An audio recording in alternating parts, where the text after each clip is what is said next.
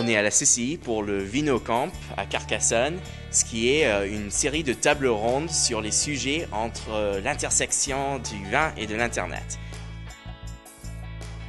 Pour nous, nous sommes impliqués donc, dans le développement des nouvelles technologies de l'information. Donc, je crois que ça fait partie aujourd'hui des modes de communication et de commerce qui sont importants pour les années à venir. Donc, il est normal qu'une chambre de commerce travaille dans cette approche-là. L'agriculture et la viticulture, très en particulier, sont des enjeux majeurs pour notre économie et nos territoires.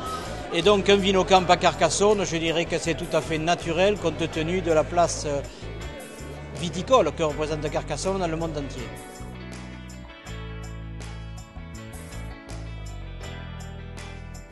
Le VinoCamp est organisé par Grégoire Jappiot à Dijon et Vicky Wine à Paris. Grégoire et moi, ça a marché parce que Grégoire, il est très technique.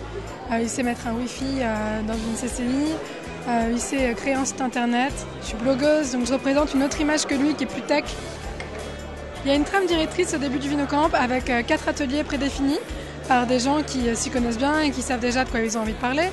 Et les participants peuvent se raccrocher à ces ateliers prédéfinis. Mais il y a aussi des ateliers qui se font sur le vif. Voilà, ce matin au petit-déj, on a parlé de ça autour d'un croissant. Bah voilà, j'ai envie d'échanger avec 20 personnes tout à l'heure. Qui veut venir avec moi?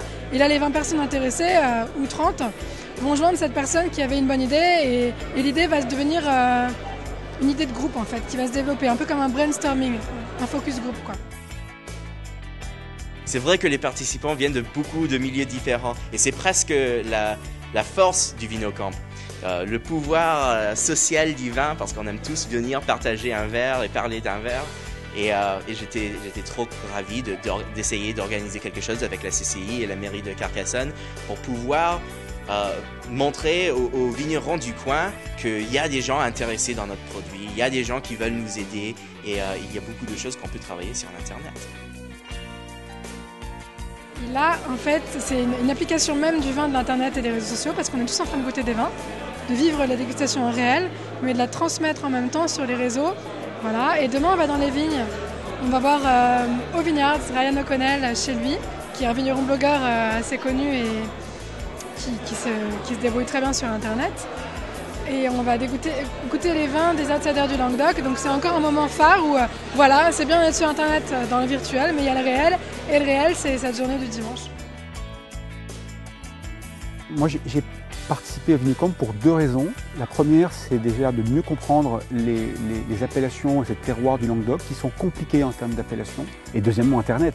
C'est de pouvoir rencontrer les acteurs d'Internet. Moi, je fais des petits films d'éducation sur le vin, justement pour essayer de faire comprendre aux amateurs les caractéristiques des principales appellations. Et là, on se rencontre tous, on discute de thèmes, et puis on sait très bien qu'on est beaucoup plus fort tous ensemble à parler du vin que tout seul dans son coin avec des initiatives personnelles. C'est important, l'activité avant et après le VinoCamp va être aussi important ou plus important que la durée du VinoCamp. Il y a des échanges ici entre nous, mais après, il faut amener ces leçons qu'on a prises et continuer l'échange sur Internet jusqu'au prochain VinoCamp. Et c'est très important que l'activité, que ça soit sur des sites personnels ou sur Twitter ou Facebook, que ça existe, parce que ça veut dire que la conversation continue.